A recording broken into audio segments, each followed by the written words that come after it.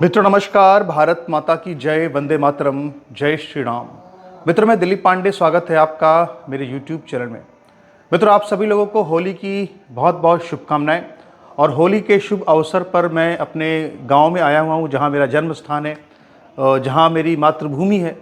और यहां पे आके मुझे हमेशा बहुत अच्छा लगता है। और चूँकि ये होली का समय है तो मैंने कहा कि मैं अपने जो सभी बड़े हैं उनका आशीर्वाद लेने के लिए यहाँ पे ज़रूर आऊँ। तो आप जो इस वक्त देख रहे हैं, जो इतना बड़ा जो एक कैमरे के अंदर जो डीपनेस नज़र आ रही है, वो इसलिए है क्योंकि गांव में जो है वो खुली जगह होती है, तो वहाँ पे काफ़ी अच्छा लगता है। तो दरअसल मित्रों आज आपसे हम बात करने वाले हैं एक बार फिर से, जो भारत की राजनीति है वो कितनी निचले स्तर की, कितनी घटिया स्तर की राजनीति होती है। मित्रों हमारे देश के अंदर मुस्लिम तुष्टीकरण के लिए कोई कुछ भी कर सकता है, खामेनेई को भी अपना बाप बना सकता है। आजकल कांग्रेस पार्टी ने और तमाम जो दूसरी पार्टियां हैं, कुछ जो विपक्षी पार्टियां हैं, जो सेकुलर पार्टियां हैं, उन्होंने खामेनेई को अपना बाप बना लिया है। ये वही लोग हैं जो लादेन को लादेन जी कहते हैं, लादेन को लादेन साहब, ओसामा भाई कहते हैं। ऐसे लोग ये सारे के सारे हैं जिनका जहाँ पर कि देखें तो शहाबुद्दीन के बेटे का नाम भी ओसामा है। ये इस तरह की विचारधारा वाले जो लोग हैं, आज हम इनकी आपसे चर्चा करने जा रहे हैं। आप देख रहे हैं मित्रों किस तरह का युद्ध जो है, भीषण युद्ध छिड़ा हुआ है इस वक्त मिडिल ईस्ट के अंदर। आप देख रहे हैं कि खाड़ी देशों में अभी 1 करोड़ के करीब जो भारतीय हैं वो किस तरह से फंसे हुए हैं।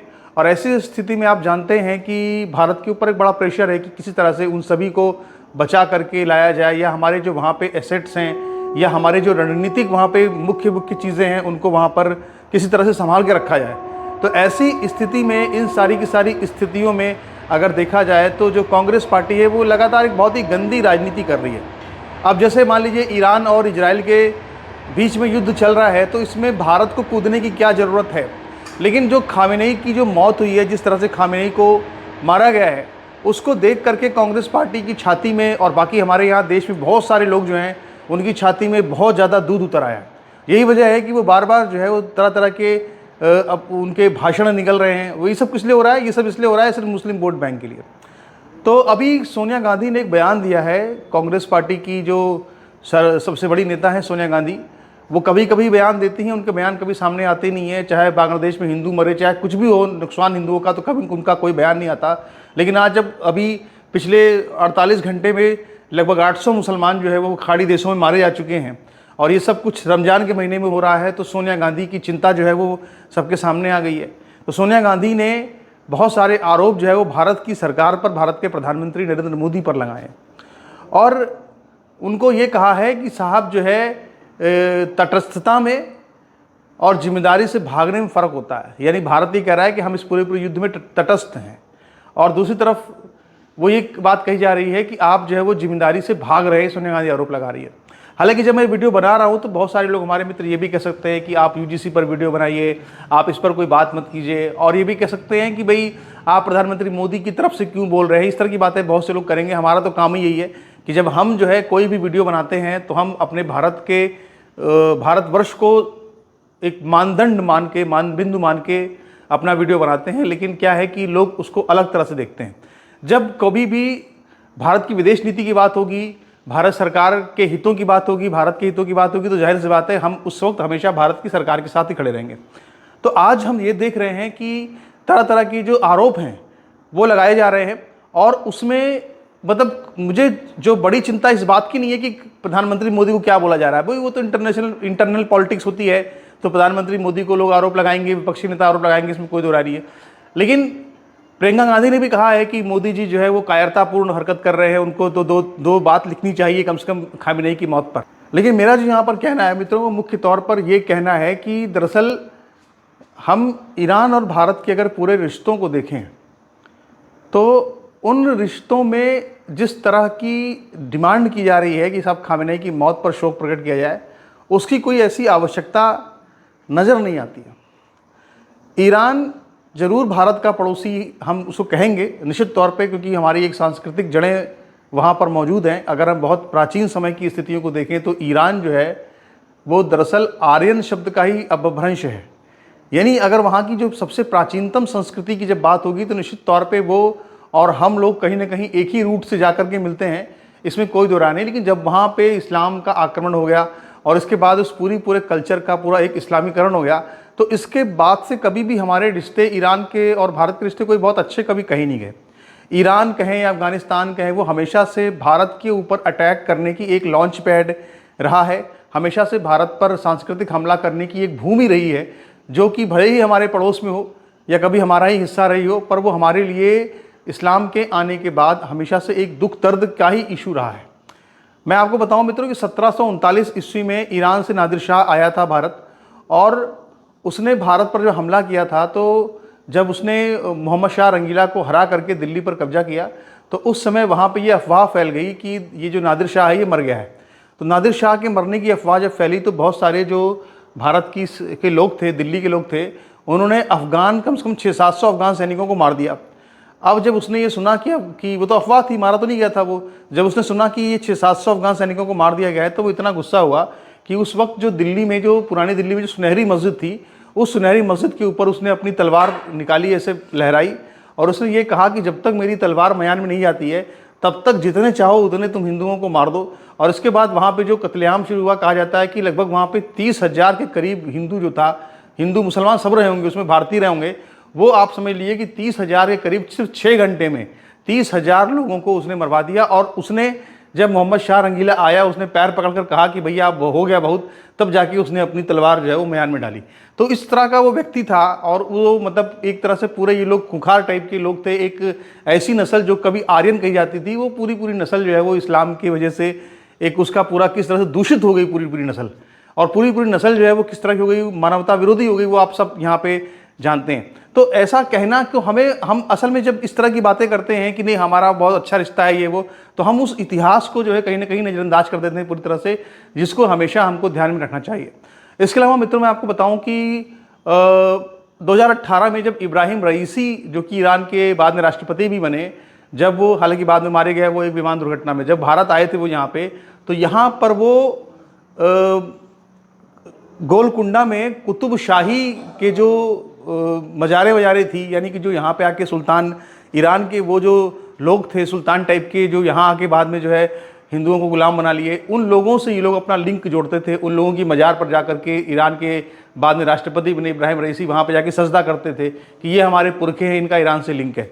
वहाँ हैदराबाद की एक मस्जिद में जा कर के इब्राहिम रईसी ने ये कहा कि साहब हिंदू, पूरी दुनिया में उम्मा और मुस्लिम उम्मा की एकता होनी चाहिए, और जो है भारत और ईरान के संबंध बहुत सांस्कृतिक और पुराने हैं। ये सब बात करके जो इन्होंने बातों को एक तरह से, वो पूरे कट्टरपंथी मानसिकता से जुड़े हुए लोग हैं। आप इनके पूरे अगर आचार व्यवहार को देखेंगे तो आप समझेंगे कि खामेनेई एक इस तरह के व्यक्ति हैं। इनकी पूरी विचारधारा को देखेंगे आप तो किस तरह के उनके पूरे व्यक्तित्व को आप देखेंगे जब, तो मुझे एक बयान याद आता है बहुत पुराना, जो अली खामेनेई थे उनके बारे में कहा जाता है, जो इनके पहले जो आयतुल्ला थे, तो वो ये कहते थे साहब की स्त्रियों के विषय में उनकी सोच इस तरह की थी कि 12-13 साल की, 7-8 साल की किसी भी लड़की से शादी कर सकते हैं, कोई वो नहीं है, बस इतना ही हो कि कम से कम वो जो है वजन बर्दाश्त कर सके किसी मर्द का, इतना ही होना चाहिए, बाकी शादी किसी से कर सकते हैं। तो इस तरह के उनके विचार थे। मतलब कोई, ये लोग इंसान कहने के लायक नहीं है। जिस तरह से इन्होंने सिर्फ हिजाब के लिए, पर्दे के लिए हजारों की संख्या में महिलाओं को जिस तरह मारा कुचला, ये सब जो है इतिहास में हमेशा काले अक्षरों में दर्ज किया जाएगा। लेकिन जो सोनिया गांधी की पार्टी है, या जो कांग्रेस पार्टी, या जो आम आदमी पार्टी के संजय सिंह हैं, इन सब लोगों को हर चीज़ में बस एक ये दिखता है कि साहब इसमें हमको वोट बैंक नजर आ रहा है। और उनको जब वोट बैंक नज़र आता है तो उनका दिमाग जो है एकदम पागल हो जाता है। फिर वो ये सोचते नहीं है कि आखिर वो क्या बोल रहे हैं क्या नहीं बोल रहे हैं, उनकी बातों का कोई मतलब रह नहीं जाता है। आप ज़रा देखिए कि थोड़ा सा कि जो इस वक्त की स्थितियाँ बनी हुई हैं, पूरे मिडिल ईस्ट की स्थितियाँ किस तरह की बनी हुई हैं, एक ऐसे समय में कि जब आप 1 करोड़ भारतीय, हालांकि उसमें भी आप जानते हैं बहुत बड़ी संख्या में मुसलमान हैं, और अभी हमारे जो प्रधानमंत्री मोदी हैं, जानते हैं आप कि उनके अंदर कितनी बड़ी मतलब ममता है जो है मुसलमानों के लिए। तो जानते हैं आप कि वो कैसे अभी उनको ढो कर लेके आएंगे, वो आप पूरा हमारा टैक्स का पैसा खर्च होगा, हमारे टैक्स के पैसे पर वो आएंगे, वो आप सब अभी देखेंगे, अभी आपको आगे देखने को मिलेगा, देख रहे होंगे आप। लेकिन फिर भी हम ये कहें कि चलो जो भी हो, मगर उनकी जान तो फंसी हुई है। तो ऐसी स्थिति में कोई भी सरकार जो है वो खामेनेई के लिए 2 शब्द कहे ना कहे, ये उसकी अपनी रणनीतिक मजबूरी हो सकती है। यानी वो उस अपनी रणनीति के हिसाब से बात करेगा, अपने भारतीय हितों के हिसाब से बात करेगा। ऐसे समय में जब ईरान ने, आप सोचिए, पूरी मिडिल ईस्ट के तमाम देशों पे हमला करके सबको अपना दुश्मन बना लिया है, तमाम सुन्नी देशों पे हमला किया है, तो ऐसी स्थिति में अगर कोई खामेनेई की प्रशंसा में 2-4 लाइन लिखे तो कहीं जो बाकी देश हैं अगर नाराज़ हो गए तो वहाँ पे हमारे भारतीय जो एसेट्स हैं या हमारे वहाँ पे जो भी हमारे उनसे रिश्ते नाते हैं या जो हमारे वहाँ पे लोग हैं उनको नुकसान हो सकता है। वहाँ हिंदू भी बहुत बड़ी संख्या में है। तो ऐसी स्थितियों में जो है एक जिद पकड़ लेना कि नहीं साहब आप खामेनेई की मौत की निंदा कीजिए, ये पूरी तरह से दिखाता है कि आप मुस्लिम तुष्टीकरण में आकंठ रूप से डूबे हुए लोग हैं। यानी हमारी तो विडंबना ये है कि हमारे पास जो सत्ता पक्ष में जो मोदी जी हैं वो भी मुस्लिम तुष्टीकरण में डूबे रहते हैं और उनसे ज़्यादा जो है वो कांग्रेस पार्टी और अन्य जो हैं सेकुलर वो मुस्लिम तुष्टीकरण में डूबे रहते हैं। तो आप उसका पूरा जो एक असर है वो आप देख सकते हैं पूरी भारतीय राजनीति पे।